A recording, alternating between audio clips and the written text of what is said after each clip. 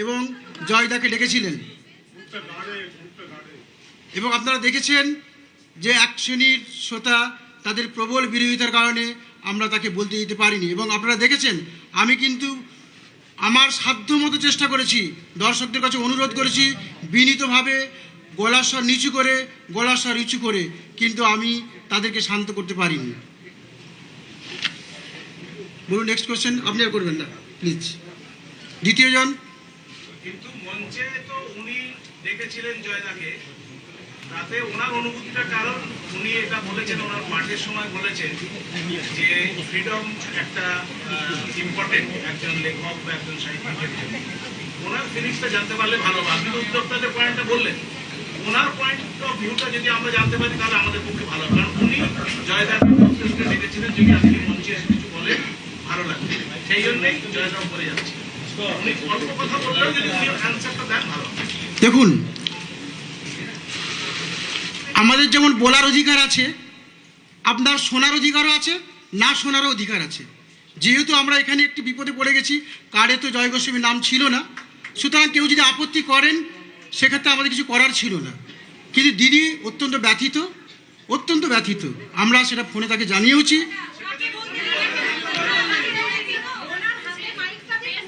আচ্ছা বলুন, আচ্ছা বসুন আপনি।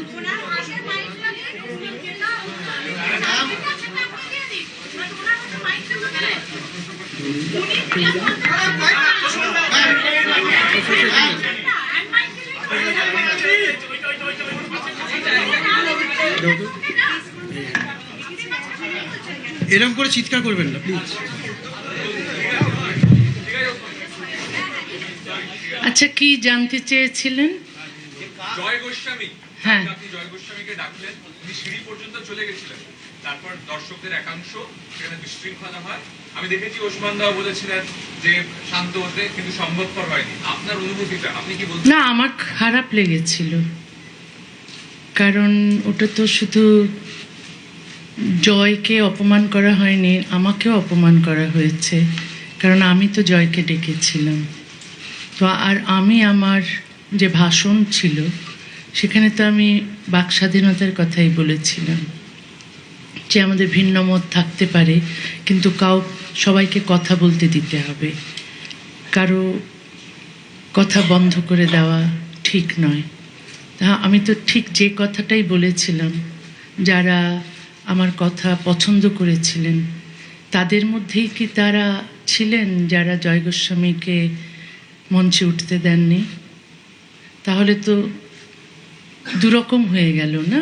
একদিকে একজন যখন মত প্রকাশের অধিকারের পক্ষে বলছে তখন তোমরা তাকে সমর্থন করছো, কিন্তু মত প্রকাশের অধিকারের জন্য যখন বাস্তবে তিনি আরেকজন কবিকে ডাকছেন, তুমি তখন তার কথা শুনতে চাইছো না। তাহলে তো আমার তো খারাপ লাগবেই, আমার লেগেছে, এবং আশা করি এই রকম অবস্থা আর হবে না, কারণ কলকাতা প্রগতিশীলদের শহর। এখানে সবাই বাক স্বাধীনতা এবং মত প্রকাশের অধিকারে বিশ্বাস করেন বলেই আমি বিশ্বাস করতে চাই। এবং রাজনৈতিক আদর্শ ভিন্ন হতে পারে, কিন্তু সবারই তার ভিন্ন মত প্রকাশ করার অধিকার থাকতে হবে।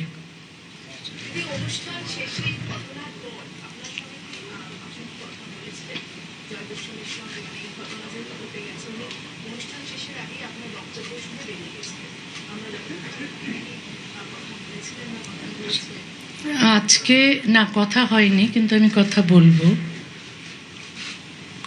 বলবো। এটা শুধু মানে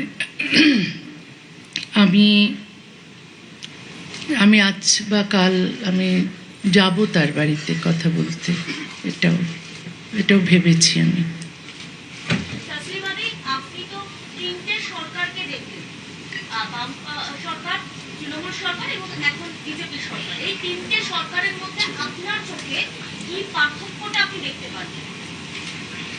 পার্থক্য তো আছেই।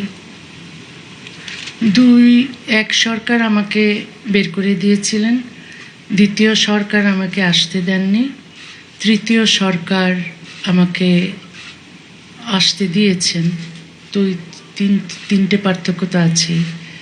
এখন সেই পার্থক্যটা না দেখে এই যে আমি আসতে পারলাম সেটাকেই আমার মনে হয় সেলিব্রেট করা উচিত, এবং আমি খুবই আনন্দিত যে আমি আসতে পেরেছি। এবং শুধু আমি বিশ্বাস করতে চাই যে এই সরকার মত প্রকাশের অধিকারে বিশ্বাস করেন, এই সরকার বাক স্বাধীনতায় বিশ্বাস করেন। শুধু আমি আসতে পেরেছি, আমি ভিন্ন মত প্রকাশ করলেও আমি এখানে এই শহরে বা এই রাজ্যে প্রবেশ করার স্বাধীনতা পেয়েছি, সেটাতেই আমি সীমাবদ্ধ থাকতে চাই না। আমি চাই অন্য যাদের ভিন্ন মত আছেন তারাও যেন একই রকম স্বাধীনতা উপভোগ করেন। তিনি তৃণমূলের সাংসদ কল্যাণ বন্দ্যোপাধ্যায়, উনি গতকালকে বলেছেন যে আপনি অনেক পিছিয়ে রয়েছেন, উনি জানেন না পশ্চিমবঙ্গে কতটা সংখ্যালঘুদের উন্নয়ন হয়েছে, আপনি ব্যাকডেটেড হয়ে রয়েছেন। কিন্তু উনি এও বলেছেন উনি আপনার লেখা পড়েন, আপনার লেখা ভালো লাগে, কিন্তু আপনি অনেক পিছিয়ে রয়েছেন এখনো, এমনটা বলেছেন কল্যাণ। তাহলে পিছিয়ে আছি যদি, তাহলে আমি এগিয়ে যাওয়ার চেষ্টা করব।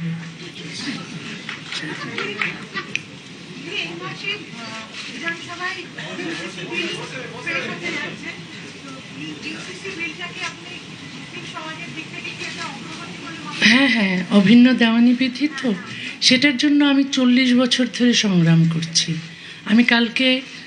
আমি বলেছিও যে বাংলাদেশে এবং ভারতবর্ষে, পাকিস্তান, এই উপমহাদেশে এই অভিন্ন দেওয়ানি বিধির খুব দরকার। আসলে পৃথিবীর যে কোনো সভ্য দেশেই এই অভিন্ন দেওয়ানি বিধি আছে, কারণ এক দেশ এক আইন আমরা চাই, সবার জন্য সমান আইন চাই। বিশেষ করে নারীরা ধর্মীয় আইনের অধীনে যদি থাকে তাহলে তাদের বিরুদ্ধে বৈষম্য আমরা দেখি, নির্যাতন দেখি। তো সেইগুলো চলে যায় যদি আমরা সমান অধিকারের ভিত্তিতে অভিন্ন দেওয়ানি বিধি তৈরি করি, এবং এটা মাস্ট, এটা সভ্যতার প্রথম শর্ত। কারণ এখানে আমরা দেখছি মুসলিম মেয়েরা বৈষম্যের শিকার হচ্ছে। বাংলাদেশে হিন্দু মেয়েদের কোনো অধিকার নেই, ওখানে হিন্দু মেয়েরা কোনো পিতার সম্পত্তির অধিকারী হতে পারেন না। ওখানে হিন্দু পুরুষেরা ওখানে তাদের বহুবিবাহ প্রথা তারা উদযাপন করেন। যে কোনো হিন্দু পুরুষ প্রচুর বিয়ে করতে পারেন, কোনো হিন্দু মেয়ের ডিভোর্স করার স্বাধীনতা নেই। কিন্তু ভারতবর্ষে সেই হিন্দুদের জন্য যে আইন ছিল 1956 হিন্দু অ্যাক্টে, সেটা সমানাধিকারের ভিত্তিতে করা হয়েছে, কিন্তু বাংলাদেশে করা হয়নি। সুতরাং হিন্দু মেয়েদের ওখানে স্বাধীনতা পেতে হলে, অধিকার পেতে হলে অভিন্ন দেওয়ানি বিধির দরকার, এবং সেটা সম্পূর্ণ সমান অধিকারের ভিত্তিতে হতে হবে। বাংলাদেশেও মুসলিম মেয়েরা বৈষম্যের শিকার ধর্মীয় আইনের কারণে। তো এই সমস্ত বৈষম্য চলে যাবে যদি অভিন্ন দেওয়ানি বিধি সমানাধিকারের ভিত্তিতে করা হয়। বাংলাদেশ